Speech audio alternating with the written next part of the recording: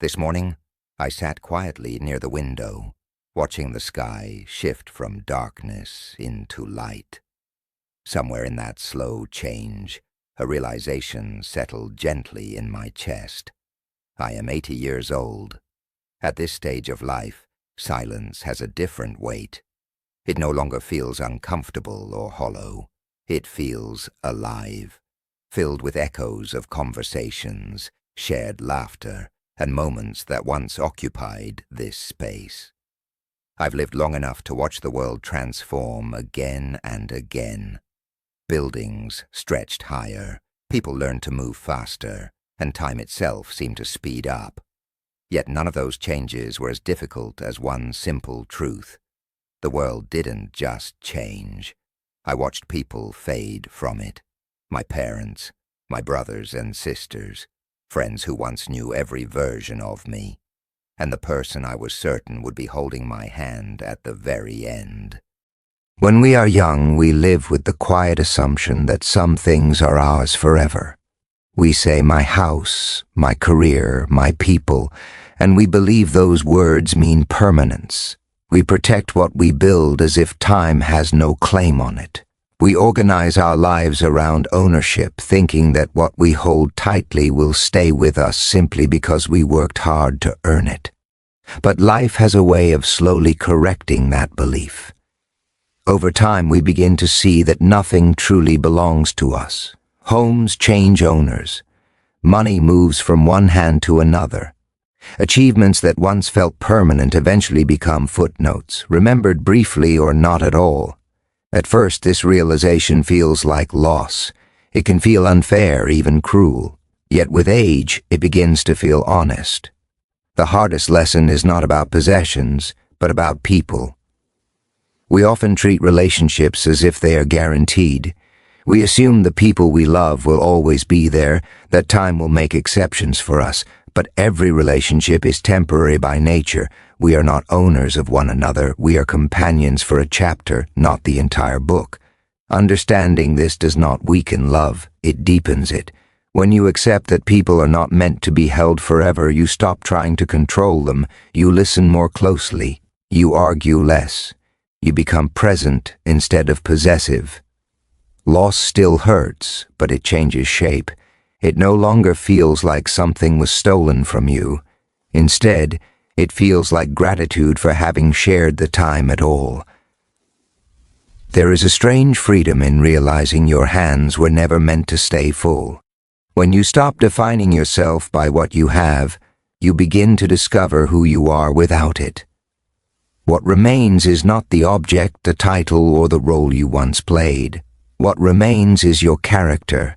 The patience you learned, the humility you earned, the love you gave without keeping score. In the end, the truth is simple. Nothing we hold can be kept forever. But the way we live, the way we treat others, and the love we leave behind do not disappear when everything else does. We may leave this world with empty hands, but we do not leave it empty-hearted. When we are young, we believe life is waiting somewhere ahead of us. We focus on the milestones, the promotion, the wedding, the big move, the moment when everything finally feels complete. We tell ourselves that once we reach those peaks, we will slow down and enjoy life. Until then, we keep moving, always looking forward, always chasing the next important moment. What we don't realize is that life is quietly happening while we are waiting for it to begin. It lives in the ordinary spaces we rush through without noticing, in the mornings that feel repetitive, in conversations we assume we'll have again, in routines we label as boring because they don't feel significant enough to remember. With time, those grand moments lose their shine. They pass quickly, sometimes faster than we expected. What stays with us are not the celebrations or the applause, but the quiet in-between moments that once felt invisible. The shared coffee, the familiar walk, the simple presence of someone sitting nearby without needing to speak. Looking back, it becomes clear that life was never meant to be a series of highlights. It was meant to be a rhythm, the steady movement between joy and difficulty, excitement and stillness. When we rush from one peak to the next, we miss the beauty of the path that connects them. And that path is where most of our life is actually lived. If I could return to my younger years, I wouldn't try to accomplish more. I would try to notice more. I would slow my steps. I would listen without planning my response. I would treat ordinary days with the same respect I gave to special ones, because those days were quietly shaping me. The tragedy is not that big moments end, but that we often fail to be present when small ones arrive. We assume they will repeat themselves endlessly, until one day they don't. Then we realize those moments were never small at all. They were the substance of a life. In the end, what remains is not a highlight reel, but a collection of simple memories that carried warmth. Life was not found at the destination. It was found in the walk, in the pauses, and in the unnoticed beauty we finally learn to see. There comes a time in life when the noise begins to fade. The schedules loosen, the phone rings less often, and the constant movement that once defined our days slowly disappears. What remains is space. For many people, that space feels uncomfortable, even frightening, because it brings them face to face with someone they spent years avoiding, themselves. Most of our lives are built around distraction. We stay busy so we don't have to sit still. We fill silence with sound and empty time with obligations. Being alone feels like something to escape rather than something to understand. We mistake solitude for loneliness without realizing they are not the same thing. As the years pass, running becomes harder, not just physically but emotionally. Eventually, you are left with fewer places to hide. When that moment arrives, solitude stops being optional. It becomes a teacher. And like all honest teachers, it can be harsh at first.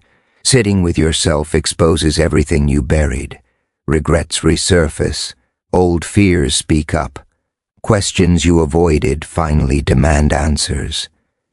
If you have never built a relationship with your own mind and heart, this stage of life can feel overwhelming. Silence turns into an enemy, and being alone feels like punishment. But for those who learn to stay, something shifts. The discomfort softens, the noise inside settles. You begin to understand yourself without judgment. You forgive the choices you made when you didn't know better. You accept your limits without resentment. In that quiet, strength begins to grow. Solitude becomes less about absence and more about presence. You realize you are capable of keeping yourself company. You don't need constant validation or distraction to feel whole. The relationship you feared becomes the one that sustains you.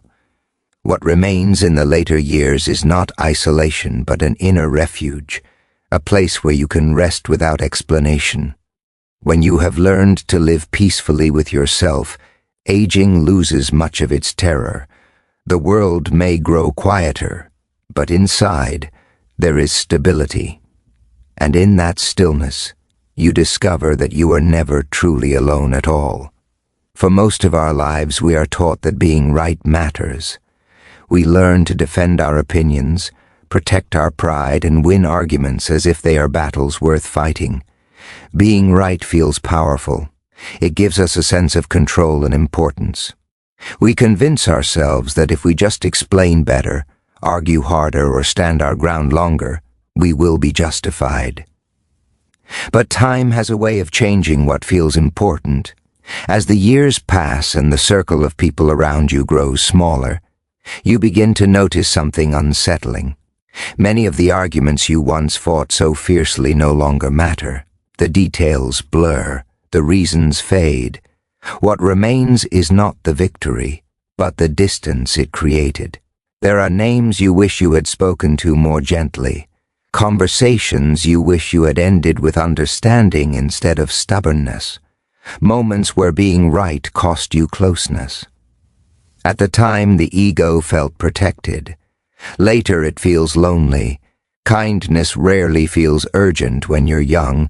It seems optional, something you can return to later, but later comes faster than expected. People leave, time runs out, and suddenly the chance to soften a word or forgive a mistake is gone. What becomes painfully clear is that kindness never required agreement.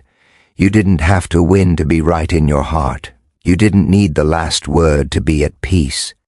Kindness could have existed alongside disagreement, but pride often refused to make room for it.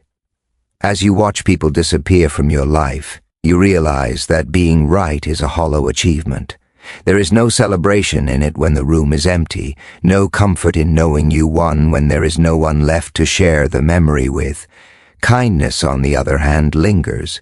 It echoes long after conversations end. It becomes the version of you that others remember when you are no longer present. A gentle word, a patient response, an apology offered too late but remembered anyway. In the end, what matters is not how many arguments you won, but how many people felt safe with you. Kindness does not weaken you. It outlives you. And when everything else fades, it is kindness, not correctness, that proves it was always the wiser choice. There is a moment in life when you stop asking for more and begin appreciating what already was. It doesn't arrive suddenly or announce itself. It grows quietly, shaped by years of living, losing, and enduring. What brings it forward is not abundance but awareness, the understanding that simply being here was never guaranteed. When you are young, gratitude feels conditional. You are thankful when things go your way, when plans succeed, when life feels generous. But with time, gratitude matures. It no longer depends on comfort or perfection. It exists even alongside loss, pain, and disappointment. In fact, it often grows because of them. You begin to recognize the improbability of your own life, that you were given a body that carried you this far, that you were allowed to witness countless ordinary miracles, sunrises, conversations, laughter, and quiet moments that never asked for attention. None of it was promised, yet all of it happened. Gratitude becomes fierce when you understand that love was always risky. To love meant to lose, eventually. Yet the risk was worth it. The pain of loss does not cancel the beauty of connection. If anything, it confirms it. Gratitude allows both truths to exist at once, that something hurt deeply and that it was still a gift. There is a softness that comes with this understanding. You stop resenting time for taking things away. You stop bargaining with life for more. Instead, you thank it for what it already gave. Even sorrow becomes part of the gratitude, because it proves you cared enough to be affected. As the future grows shorter, the present grows richer. A single breath feels meaningful. A quiet room feels full. You are no longer chasing significance, you recognize it. Gratitude teaches you that life didn't need to be extraordinary to be enough. In the end, what remains is not fear of what's coming, but appreciation for what has been. Gratitude does not erase loss, but it steadies you in its presence. It reminds you that light does not vanish when things end. It simply moves forward, leaving warmth behind for those who were paying attention.